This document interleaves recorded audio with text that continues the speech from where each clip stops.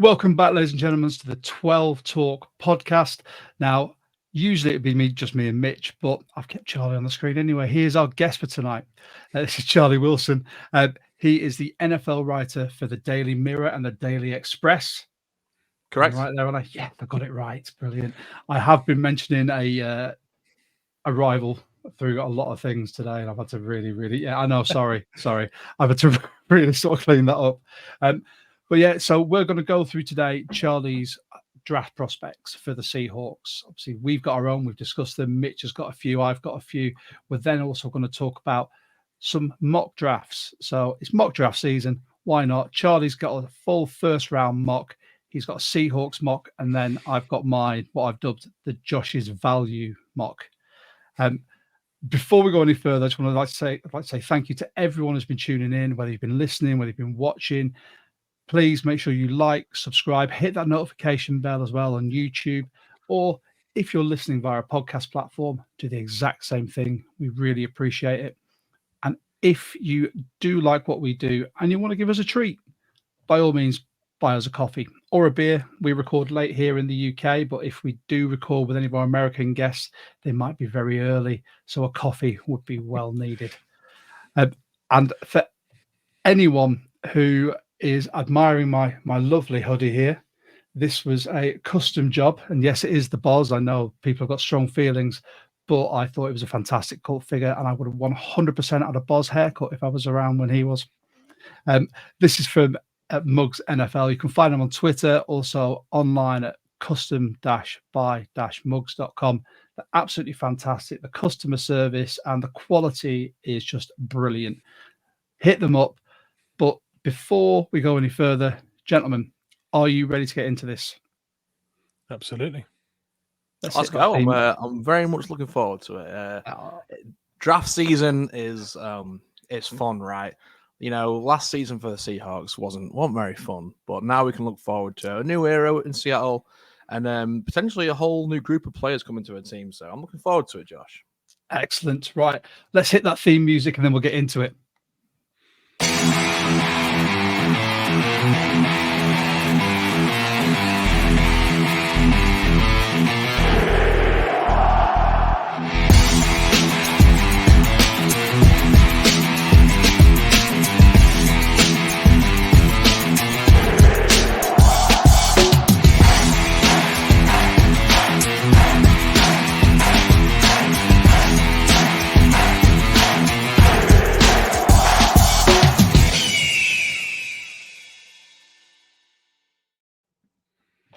And we're back.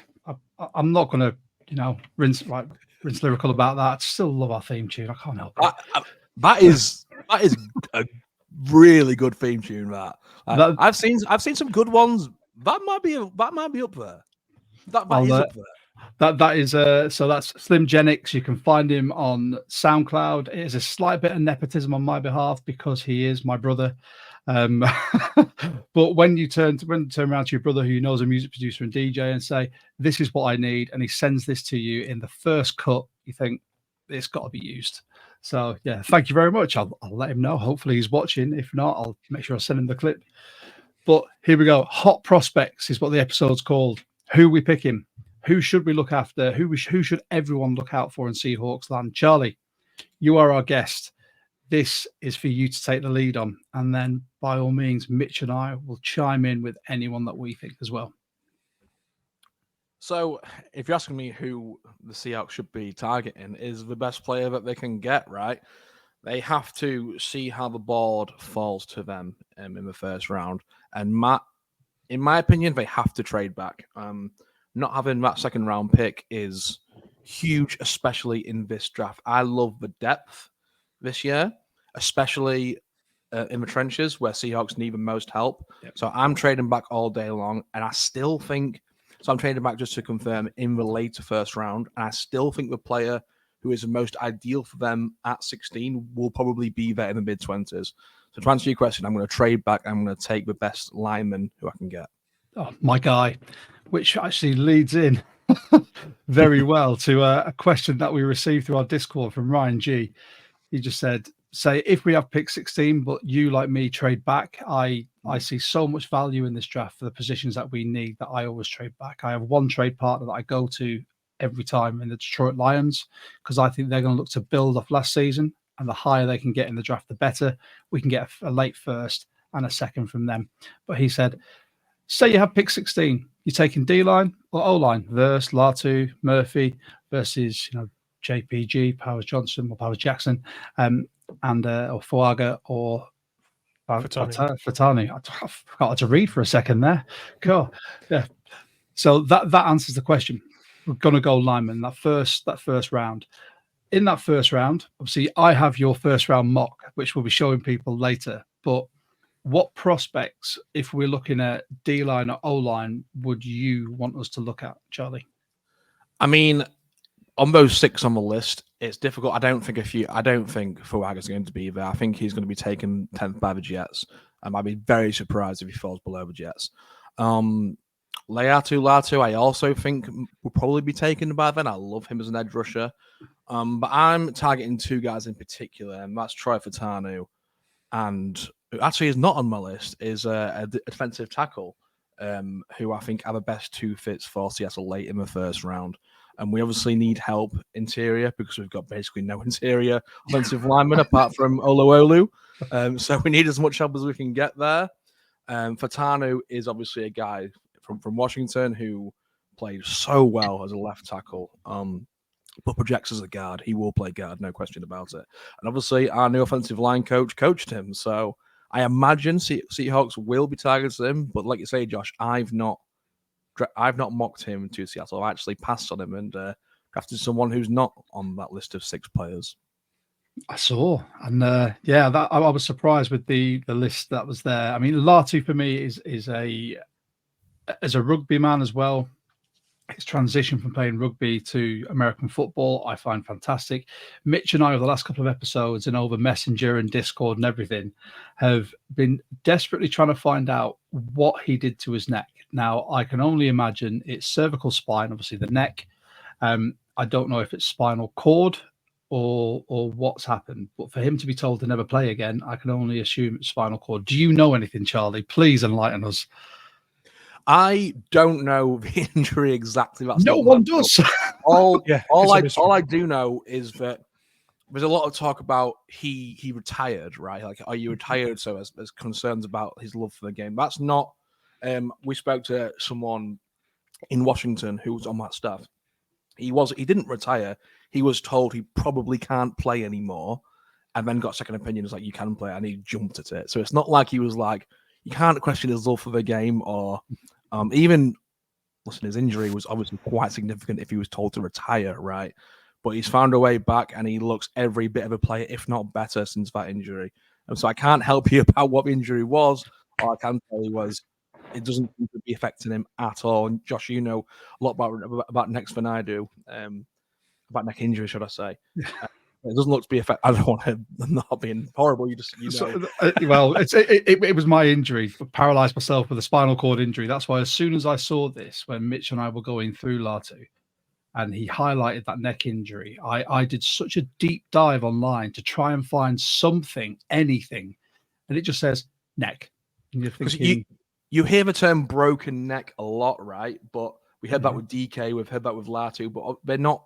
It's not just like it's a bone and it breaks and it doesn't, right? It's like there's a lot of different injuries you can have. So I don't know any specifics, but he seems to pass every medical you can right now. So he seems to be okay. And I'm not a doctor, so I'll just go with what I'm told. So the doctors have said he's fine to play. So that's the main thing then.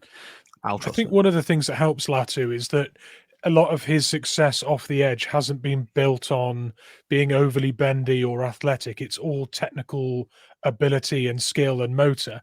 So even if he is slightly inhibited by stiffness in a couple of vertebrae, it clearly isn't stopping him right now being able to ply his trade and do it really well and secure a projection for a top half of the first round pick. So if he's passing medicals and he's performing like that just after that that injury and having 2 years like he did with so many sacks and TFLs, I don't think there's going to be a huge amount of concern, which is reflected with the projection, I think, in the first round. Just to echo off that, Mitch. Sorry to interrupt, Josh. Like if you're a pass rusher and you're trying to learn how to pass rush, watch Laiatu Latu. He is not athletic. Obviously, he's athletic, but he's not a pure athlete. He wins, like Mitch says, by pure technique and understanding of the game. And it's beautiful to watch. Like the way he rushes the passer is so refined and so skillful. Every step, every movement is calculated, and it's good to watch. I'll say my favorite thing from watching his tape was it was the movement of his feet, the placement of his feet to set the rest of his body and the mechanics to get around a tackle or past a guard. I thought was absolutely fantastic, and it excites me. I'm going to hate seeing him in another team's uniform, but I'm excited to see his career trajectory. Now, you said that you were going to look at O lineman. Mentioned that, and there's a D lineman that isn't on that list that was given to us by Ryan, but we'll get to that one later. So if that's going to be your first round, we're going to be looking at O line or D line. Is there anyone else that, say the Seahawks didn't go O line or D line, that you think we should look at? That's me. Yes, Charlie. Yeah, so just trying to pick your brains. Yeah. So in a second, what you on here for?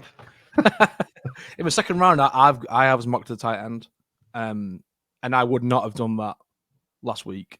The combine is a reflection of that. They obviously need tight ends because again we have none. We just let Will Disley go. Colby and Noah Fant are free agents. I don't think they'll re-sign Noah Fant. Colby Parkinson maybe, but even if they do, they still need another tight end, maybe even two. So that's a position of need. Linebacker is a big one, a big position of need, which I do think they will address. There's one guy in the draft who Seahawks Twitter are pining for, and I agree. He's a good player, Junior Colson. And then safety, right? Safety, now we just let go of the two expensive leaders on the team. Most expensive safety tandem in the NFL. Yeah, who produce a little bit, but not as much as Seahawks Twitter. I mean, just to touch on that a little bit, Quandre Diggs, good safety, not worth the price.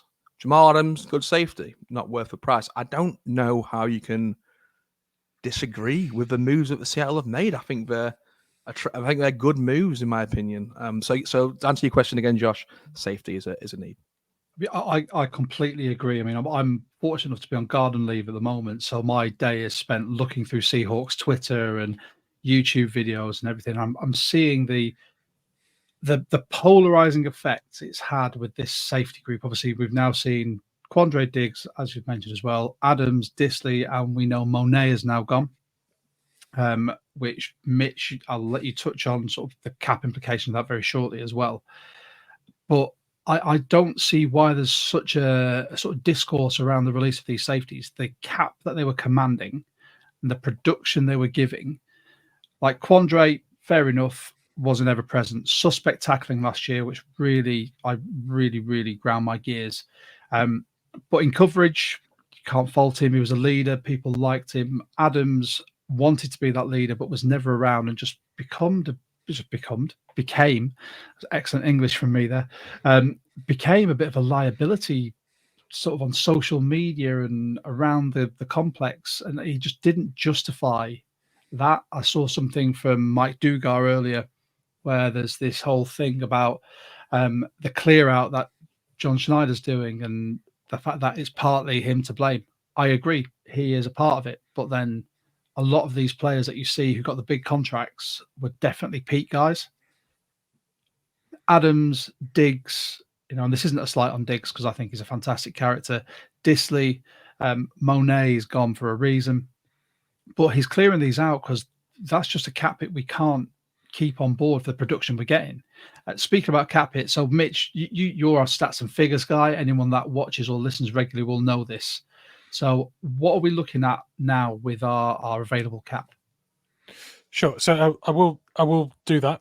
But you just mentioned about Twitter, or was it Mike Dugar talking about Adams being one of the worst John Schneider trades or be at a problem that he'd created. I actually think on the flip side of that, Quandre Diggs is one of the best value trades that John. So you've released 2 safeties in one day with the same problem of them taking up too much cap, but you've got one guy who's massively overachieved. Was it a 4th rounder we traded for Diggs to the 4th or Lions? 5th? Yeah. 5th. There you go. Even better than I thought. Versus a guy we traded 2 firsts for and has played like 1.5 seasons worth of football for us. So it's a very dramatic contrast between the two. But yeah, referring to cap, we're now about 40 million. We're projected as having 40 million available to use going into free agent frenzy. So that's really well timed. But some of the numbers that have been banded around, and it's often a lot of it's clickbait anyway. They're trying to get you to click the article by giving you an inflated figure. I'm sure Charlie knows all about it with his industry. But there's been some numbers with Adams and with Monet that are slightly off, I think, and there's a few things to consider. So with Monet, it's widely said it's just under 6 million worth of cap relief, but he hasn't passed a medical in order to be removed from injured reserve. So there will be a compensation awarded to Monet. So possibly we'll see more like 4 mil, closer to 4 million than just under 6 with him. And regarding Adams, he finished the year on injured reserve. I think the last 3 games of the year, it could be 4, he was on injured reserve, and he has also yet to pass a medical. If he's to sign with another team this season and passes a medical there won't be any compensation due from us for cutting him because he's fit to play. But that isn't the case with Monet. So Adams should be 6 million, as we've cut him immediately to realise that 16 rather than the 16. Sorry, the 6 rather than the 16 that would have been post June if we'd cut him. We've taken that money now to free it for free agency, I think, which has been, I think, the approach from John with the roster to try and free up that money now rather than waiting for Monet to get better and pass a medical. Cut him now, take the compensation hit, get the money available now so we can compete for the names that we need to fill the roster pre-draft. That looks to be the sort of chain of sort of preparation and actions taken. So we're looking far better. 40 million is better than the -5 that it was 3-4 weeks ago. But there are obvious holes on our roster, and more than you can address with a single draft.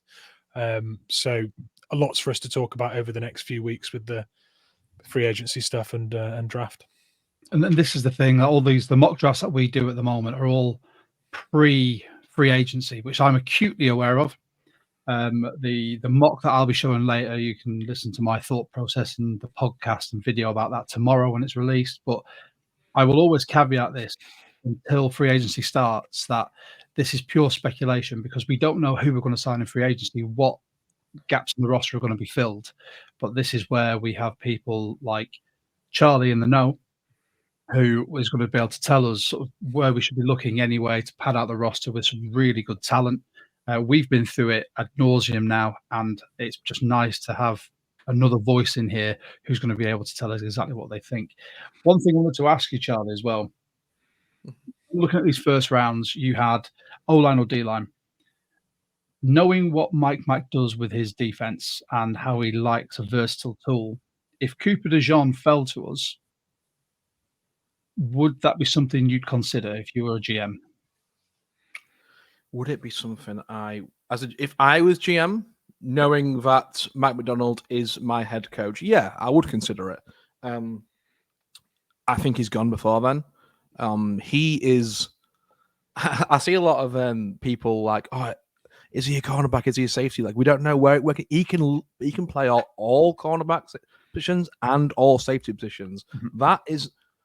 There's some positions where versatility isn't good because it means you're a master of nothing and good at everything. That's not the case with Cooper DeJean. He can play every position in defensive back and play it well. And Mike Macdonald defense in particular, it predicates around disguise and who's lined up where and what can you do. Cooper DeJean is the perfect Mike Macdonald defensive back. So I would consider him. I don't think he'll be there, but if he drops, sure, why not? It's not our biggest need, not even close. Mm-hmm. But I think you have to consider it. Sure. Mm. When unicorn type players and by that I mean just rare. Like Kyle Hamilton was exactly like that. Yeah. When they fall, you just have to take them. And he's one of those. He's in that category, in my opinion. I've seen where you've mocked him to as well, and it's yeah. Oh, it's scary to think about them. On Cooper DeJean, I would say this as well, that with the way our roster is currently, you're looking at paying Witherspoon big money, and if you draft another defensive back, we may well end up in 4 or 5 years' time in a not quite Jamal Adams and Diggs situation production wise, because those two could be absolutely masterful on the back end and justify any money they're paid. But it would put us in another lopsided cap situation where we wish we had some money for the D line, or we wish we had money somewhere else. So it would make sense to offset that balance for the cap and go D line maybe, or O line, and spread that round where we're putting our first round picks. That's kind of similar with the Bengals. So they right now are unsure whether to pay T Higgins or not, because they've got Jamar Chase who's going to get that money. So it's like, how much money can you put into? They've tagged him, haven't they? They have, tag him, yeah. They have, but they probably are going to extend him. Is what the noise is. And if you do that, you're taking money away from another position. Does Seattle want to do that on defensive backs? Maybe. I don't think it's the best move personally. I think it's getting to, and you see this now with all of the veteran safeties that are commanding a lot of cap that are being cut. I think teams are now looking at having some sort of parity across sort of salary, because you don't want to be paying a certain group an exponential amount, taking up so much of your salary cap that then you're left with the dregs with the rest. I think there needs to be a line in the sand where you go, look, these are the bandings. We can't overpay regardless of Pro Bowls, Super Bowls, personal accolades. This is what we need for the team. And you either like it or lump it. And I think there's going to be quite a difficult free agency period for some people. Joe asked on X, we talk about taking DeJean at 16th. That it theoretically that was a possibility. Obviously, Charlie has got his preference, and you'll see it in his mock later. And I've got a preference as well. We know Mitch has got a preference, and when Mitch releases his personal mock draft as well, I'm intrigued to see that one as well. So that was first round. So you said second round, Charlie. Who did you, for you trading back, what would you be looking at, and give us a couple of players that you'd possibly look at? Okay, so if we're talking about taking a defensive lineman in the first round, is that what we're going off, or are we going off taking offensive lineman? Offensive or defensive? You've named a couple, but okay, give us a couple of players if they're available. So I have us mocked to tight end. Do you want me to talk about that? No, we'll save that. Okay. We'll go to that one later. Got you. So, yeah, Josh just means who would you look out for as a Seahawks fit prospect-wise in the second? If we were picking there, who would stand out to you? Who would you want the most if we were picking there? Got you. So I think there's some edge players you can look at. There's also, in Mike McDonald's defense, he wants a pure nose tackle. Michael Pierce on the Ravens is exactly that. He's just a guy who's going to two-gap. He's going to take up two gaps and just put his body in the way and say, try run through the A-gap, try it. T'Vondre Sweat is a player who I think can do that perfectly in Seattle's defense. We've given you a little bit of pass rush upside as well, and to have that from nose is extremely rare. He's 370 pounds, so he won't play every snap. He might play 50% of the snaps, which lowers his value down. But I think nose is a position to look at. Defensive tackle, obviously, like we've just mentioned, there's a few guys in that group you've got to look out for. Edge, like I say, there's a lot of players I like. Who I think will go in the first was Chop Robinson from Penn State, who is now seen as a first round pick. PFF have him as a late second round pick. I can't understand that for the life of me. But I have seen other thought of analysts who feel like he might go in the second round because of his length and his. People say he can't play against the run. I disagree. I think he can really well. Again, safety. Safety is probably value-wise where second round is really good. I love Tyler Nubin from Minnesota. I think he's a first-round safety. I would absolutely target him in the second round. Linebacker Junior Colson. Love him. Love his tape. Edgar and Cooper. bit of a will linebacker, speedy, gets around. Love his tape. There's a lot of Zach Zinter, the guard from Michigan. There's a lot of there's so much depth in the second round that it's hard to name one player. If I'm naming one player in that second round that I think would be brilliant for us to pick up, say we've traded back out of the first round, or we've traded back to the back end of the first round and we picked up like a late second maybe. Cooper Beebe is a guy that I absolutely love from Kansas.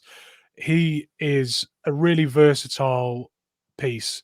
He could play backup if Lucas misses the start of the season. He's a guy you can play there. He can play center. He can play guard. He's renowned for being a team leader as well, and he's barely given up any pressures and sacks in his career. And he's played a lot of games, so there's a huge amount of tape there, and he looks so polished and ready to go. If we were picking there and we took Beebe, I'd absolutely. I'd be fine with it. Funny thing about Beebe as well, his dad played offensive line and tight end, I think, as well.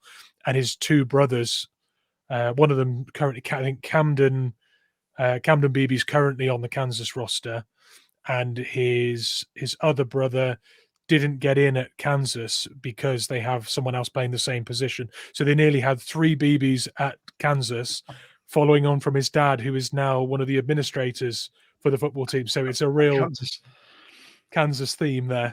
Maybe the Chiefs. Or getting lifts in together. Why not rideshare? Yeah, absolutely. Take a minibus for all the Beebes. He's one of those. He's like a pure left guard. Cooper Beebe. He's so dominant in the run game. He's big. He has some flaws. His kick step his footwork isn't very clean. Sometimes he kind of gets caught off balance. But he's one of those guys, Mitch, like you mentioned, he's just going to be good, maybe really good for a long time. And I think with that second round pick, we have to find someone, whoever it is in the second round, he has to be a starter, right? Mm-hmm. We all agree. BB is a starter. Yeah, I think he represents great value for a late second if he's there and we're picking as well. Someone who's going to come in, fill an exact need, NFL ready, bit of versatility there. And that kind of family pedigree of playing the sport to a high level. His dad actually won in his first season playing offensive line for Kansas. He won All Pro honors for the best lineman in the country at college as well. In his first year, reverting from tight end. So they've had an impact on that college. Some good stock, isn't it, as well? Yeah, it's good stock, exactly. Yeah, just very quickly as well.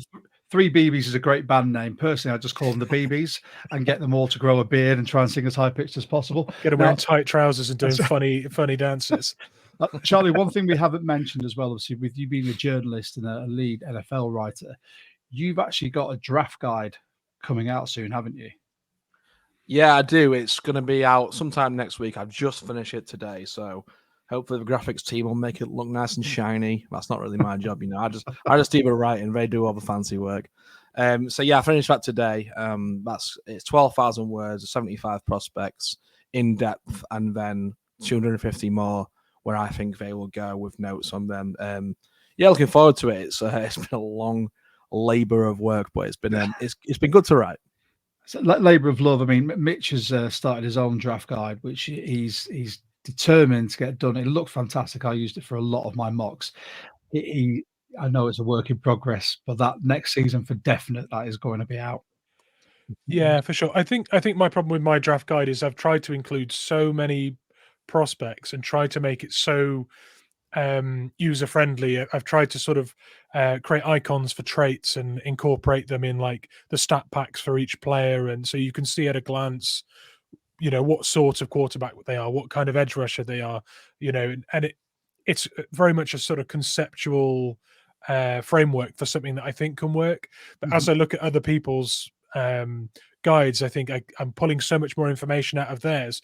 But again, like you said, you've gone in depth on 75 players that are going to make their name coming out of this draft. I've gone capture all the information for as many prospects that are going to get taken. There's a lot of guys on mine that I've done so much profiling into that are likely to be undrafted free agents. Yes. So I made that mistake before. There was a tackle from Arizona State. I can't remember his name now. 2 years ago, and I wrote like 500 words in him. He didn't even. He never even got picked up by a team.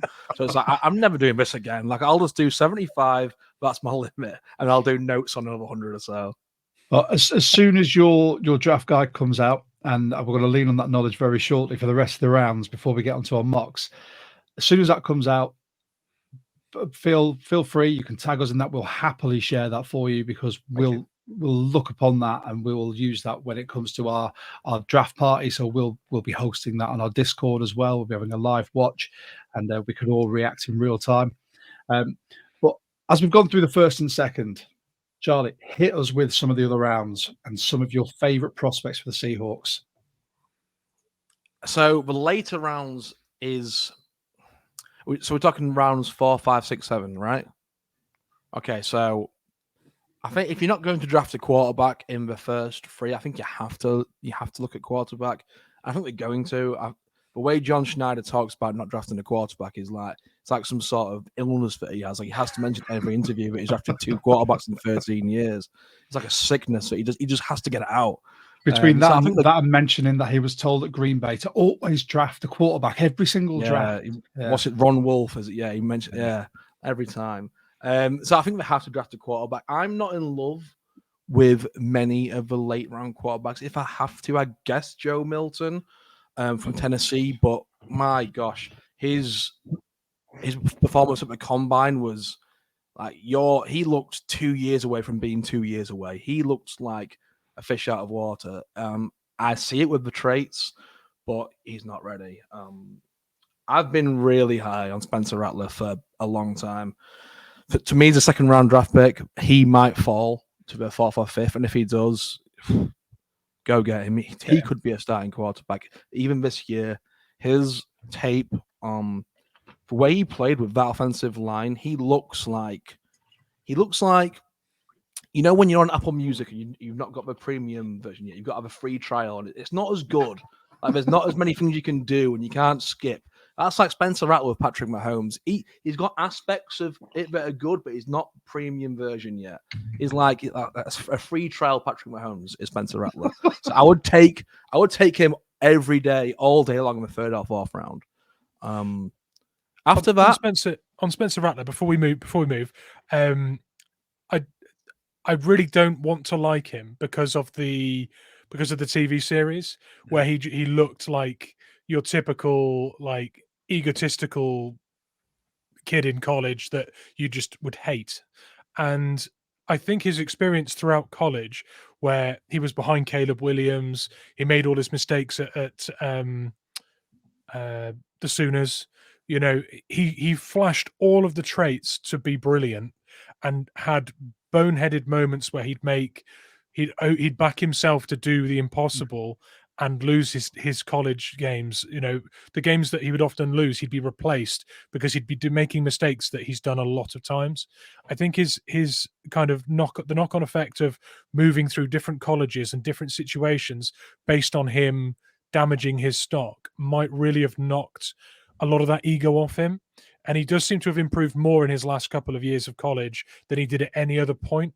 So it might well be that he sort of realized he wasn't as close to being good enough as he thought he was when he entered college. Yeah. Does that ring true with you? If you watch his interviews, Mitch, and I'm sure you probably have, it's like a different person. He comes across as such I played American football at a way lower level than college football. But I've played with a few quarterbacks in my life, and the ones you want to play for are the leaders and who have got an aura about them, the way they speak, the way they put the team on their back. Spencer Rattler has that. He didn't in Oklahoma. He was a bit of an idiot. He'll say it himself. He's grown up massively, and he's turned into a leader. And like you say, Mitch, he knows that he's probably on his last chance. And he took that in his stride. He went to a struggling team with a bad offensive line, like really bad. Never moaned about the poor protection that he had. Just kept grinding out, getting hit, get back up. It was the Gamecocks he finished up at, wasn't it? South Carolina Gamecocks. Yes, South Carolina, South Carolina Gamecocks. He was great. This past year, I think 68% completion, behind the worst O-line in college. Like, that's really impressive. And to me, he's someone who you take a flyer on all day. Second rounder, for my opinion. I agree. I got a lot of flack for this, but I rate him after the TV show, much like Mitch said. I think he didn't come across well. He came across like the spoilt brat, rich kid, entitled. I'm QB1. I'm going to go here. I'm going to be fantastic. But then he got humbled, and as we said in the comments, he's finally started to show some maturity now as well. And I think that is really going to alert a lot of the scouts when they have interviews with him, and they'll actually get that from him and think, actually, our perception is a few years old now, and you've actually grown up. So Rattler's one to watch. I'm with you on that. What else have you got for us, Charlie? Safety wise, we've not taken one yet. So there's a kid at Oregon State called Keaton Oladipo who's just good at everything. And I've only watched a few of his games, but I can't find bad tape. Like he looks. What I like to do when I'm watching college football, like a random college football games, is just go in with no preconceived notions and just watch, and who jumps off the page, and it's him every single time. He just jumps up, making plays, getting around the field, hitting hard. He's predicted to be a 7th round pick. Like, he looks great. Like, he's the kind of player who can come in and at least have a Jarek Reed kind of role, right? Mm-hmm. Where he's going to make plays on special teams and potentially give you upside as a strong safety or free safety. And I guess one more off the top of that. Oh, sorry. I was going to say Quandre Diggs 2.0 is what I call Jarek Reed. I think he just everything about him just screams Quandre, but I think Jarek Reed hits harder. Yeah, slightly more athletic Jarek Reed as well. He's a bit sort of nippier and less stocky, a bit of more of a wiry build and a bit quicker. But he does throw himself around like a torpedo, like we've seen Diggs do for years. And I like that kind of commitment to that, like throwing himself in. Come on, give us a couple more, Charlie, and then we'll go on to the mocks. Okay, but so the kid, I can't remember his name, the tight end at Washington, who I've seen the 7th round. We've been mocked him quite a few times. Is it Westover? Yes, Westover. That's Jack right. Jack Westover. Yeah. He reminds me of Jacob Hollister, where he will give you very minimum as a blocker, but he will be a red zone threat even from year one, and he might be a free agent, undrafted free agent. He runs really smooth routes. He's quick. He knows how to he gets in and out of his breaks well. I like him as a late round fly, and I think he could give us, especially with Colby Parkinson, who's developed quite significantly as a blocker, he could be a perfect match with Colby Parkinson in those 2 tight end sets. I also like Malik Washington, the wide receiver from Virginia, I believe. Yes, had a fantastic Shrine Bowl.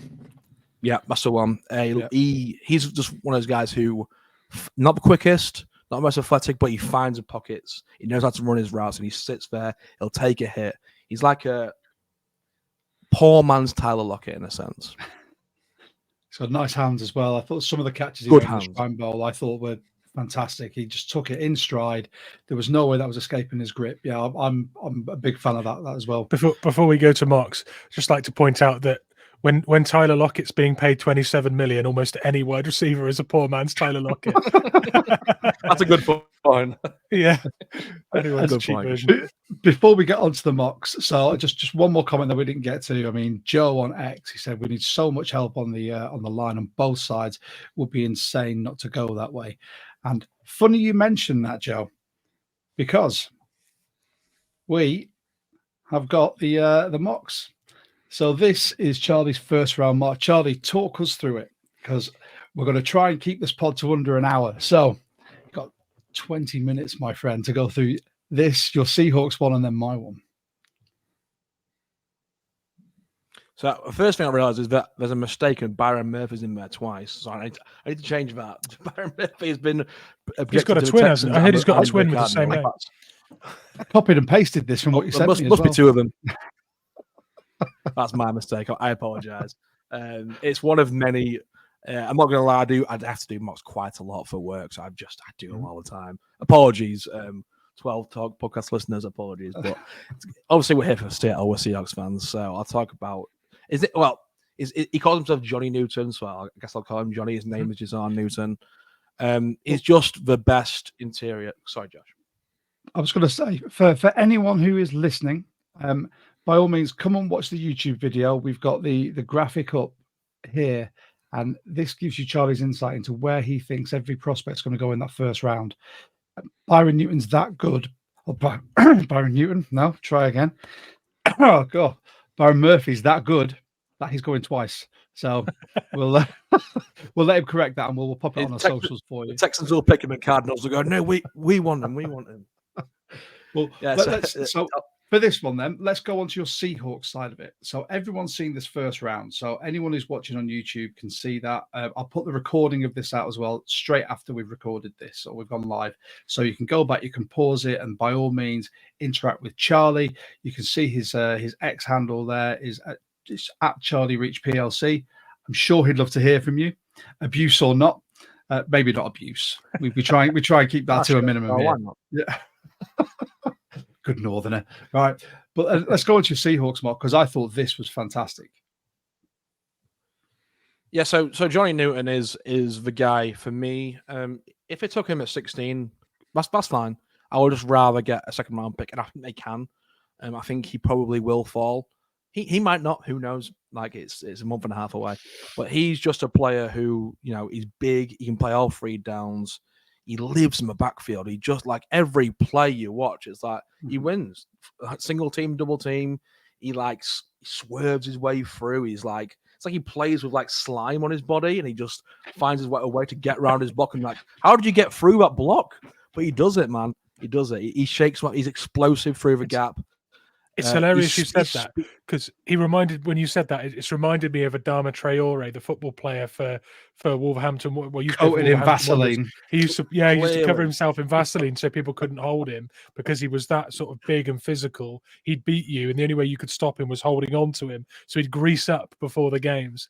Similar to Johnny Newton in that respect. You don't stop him. He wins every time. I agree. And it's just. And it's not that he wins with speed as well. He has technique. The way he hand fights is really impressive, especially for the interior. Like, his technique alone, even if he wasn't explosive, which he is, his get off is fantastic. It would be, wow, okay, he's a prospect. He reminds me of Ed Oliver from the Buffalo Bills, who was compared to Aaron Donald quite a lot. Johnny Newton is not Aaron Donald because no one is. But yeah, he could be Ed Oliver. He could be like not close to Aaron Donald, but the same kind of player where he's just going to be a game wrecker on the defensive line. And when is the last time that Seahawks have had a player on the defensive line who you have to account for and be like, how do we stop this guy? How do we stop number 4? Because Newton is that guy. I'm happy with that. I agree. And the last player that we had that was like that was probably Michael Bennett, where we put him in situations to win because he was such a handful, move him around the line and make the teams have to account for him at different points and with different personnel constantly. That's the kind of player we're talking about with Johnny Newton for me. And just to clarify for anyone that's going to listen to this, so our pick 16, Charlie traded with the Eagles to get 22 and then pick 50. So who do we have at 50, correct, Charlie? So before the combine, I had a third round grade on Theo Johnson, and I thought, yeah, I'm way higher than other people. I've seen him in the 5th round, 6th round, 4th round. But watching his combine, good Lord, he is not just a freak of an athlete. He is like one of the best athletes at tight end position we've seen in the last decade. He is quick. He's 6'6". He jumps out of the building. I think he's had the highest broad jump and vertical jump at the time position has seen in like 20 years. And I went back and watched his tape, and it shows up. He had 7 touchdowns on like 350 yards because Penn State's offense wasn't very good passing the ball. But watching him score touchdowns, like he's just a red zone monster. As a blocker, he has work to do, but he's going to be a touchdown machine in the league, and I think he might even go earlier than this. He's a player who I think we have to consider. It's not the biggest position of need. We need offensive line more at this point, but if he's there, I do think that they'll consider him. And the big reason why is I think they're going to build an offense similar to the Ravens, where you've got Mark Andrews as that move tight end, and Theo Johnson can be in that role almost to a T. Nice. And then explain the next sort of the trade up for us and how you got there. So I think around this point is where Edgerrin Cooper will go, who's a linebacker from Texas A&M, I believe. Correct. Yep. And the only other linebacker who I think is worth taking around this point will be Junior Colson, the Mike Backer from Michigan. And he's going to be a guy who the Seahawks love. Flies around the field, obviously played in Mike McDonald's defense for Michigan. He does everything well. He's great in coverage. He's fast. He's 6'3". He's 250. Doesn't look it, but he's big guy.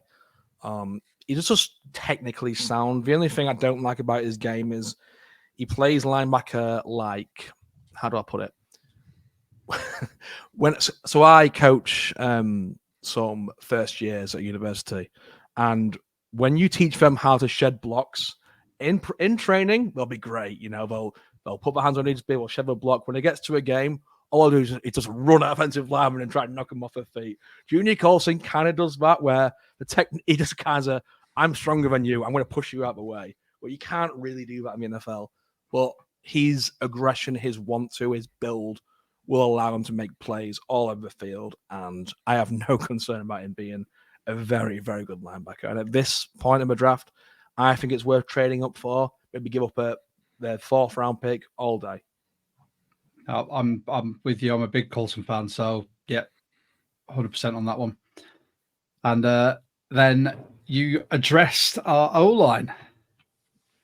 Yes. So obviously, when you get to, at this point of the draft, if this is how it goes, a lot of Seahawks fans will be nervous. It's a 3rd round pick. We've not got an interior lineman, and rightly so. And this is in the hope that Zach Zinter falls to this point because he could go in a second. He's just a real technically sound guard. You can plug him in, and I don't think he'll ever be all Pro Bowl. I just think he'll be really sound technically, a sort of Damian Lewis level guard. And I think for the draft, for a 3rd round draft pick, for the money he'll be paid, I think it is well worth it. And he's a plug and play starter, so I think you've got to take him. Yeah, and then we've got the next 3, which you've already alluded to. Yeah, apologies. I've already spoke about these. I thought I was blowing his load before we get to it, but no, I think you explained those perfectly. Washington, we went through that. Fantastic option there, especially when we're going to look to beef up our wide receiver room. We don't know what's going to happen with Lockett. Will it be restructured? I don't think they'll release him. I think there might be a restructure, but then you'll need to start building up behind him. Oladipo, as you said, Oregon State, he's a great shout there. And then Jack Westover.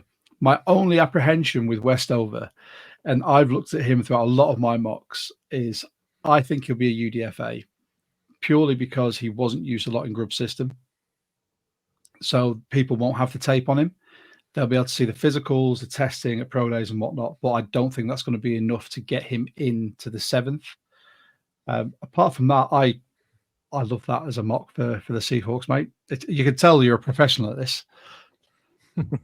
my thing, thank you. My thing with Westover is I was trying to find other tight ends around the listed 6th and 7th rounds, and I don't like any of them. Like, they're all just okay. Don't you spoil my mock, Mitch. I couldn't really find a tight end that I think there's some good blocking tight ends where okay, sure. But I think Seahawks are going to want another red zone threat, especially if Tyler Lockett, he will retire or leave Seahawks in a few years. They have to look for another touchdown scorer, and Westover has the potential to grow into that role. And then we had sort of one question come up again from one of our regular viewers, listeners, and members of the Discord. Just talking about the tight ends that you've drafted 2. Spoiler, I have 2 as well. Just saying, it's the thought on this that we don't bring back our current tight ends. Yes, Noah Fant is going to cost a lot of money. Mm-hmm. You look, I think Noah Fant might get $12 million a year. I wouldn't pay that personally. I like Noah Fant, and I think you can probably in Grubb system, should I say, he will be a lot better. I imagine. I don't think he's worth $12 million. Colby Parkinson will probably get half of that. I absolutely would pay that. His upside as a blocker really impressed me because he was not a good blocker when he got into the league. No. He wasn't a clean blocker, should I say. He's impressed, especially in the open field. He's quick, good hands. I think Colby Parkinson is worth $6 million a year all day long. So I would pay Colby, but even if you do pay Colby, you still need 2 more tight ends. Agreed. And this brings me quite nicely onto mine. Now, I just want to caveat again, I did this on Mock Draft Database. The picks won't be as realistic as Charlie's, but using a draft simulator, you take what you give him.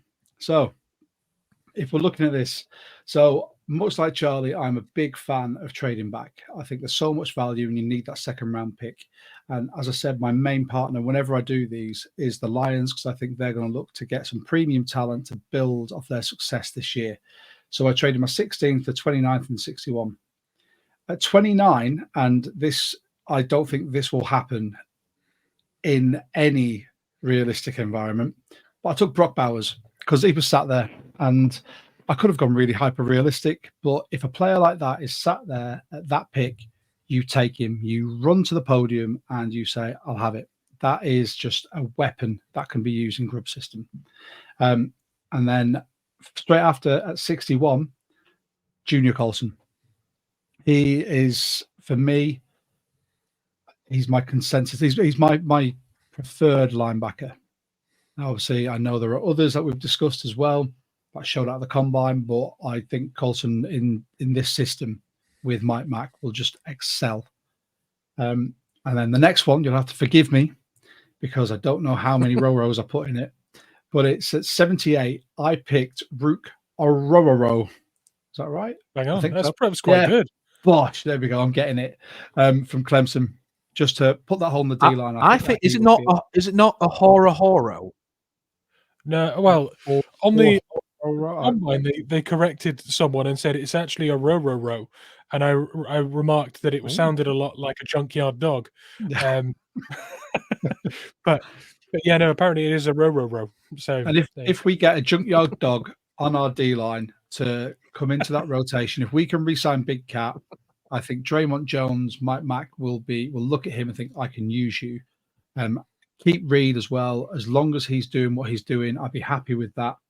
Plug a row in there as well on that rotation. And I think that first year, you'll just sort of see him start to creep in, get used to the nuances of going against an NFL O-line, and then the production will start coming. And then at pick 81, I addressed tackle. And I went, and I'd like to thank Mitch for this because I've been pronouncing it wrong for so long. It's Kieran Amagaji, the tackle from Yale. He was sat there. Is that how you would pronounce it, Charlie? Just checking. I was certain it was Amagaji or Amigaji. Correct. Amagaji is I saw an interview with him, and that is correct. Perfect. But again, perfect. Projects he can play right and left tackle, plugs those holes. And then when I got beyond this pick and I got to pick 119, I had 2 players that I really wanted. They were both sat there. I had James Williams, the safety linebacker cornerback from the U, who Mitch and I have spoken about before, who I think will be a fantastic tool. And as Charlie said, Mike Mack's defense is all about disguise. You won't know where he's actually going to be lining up.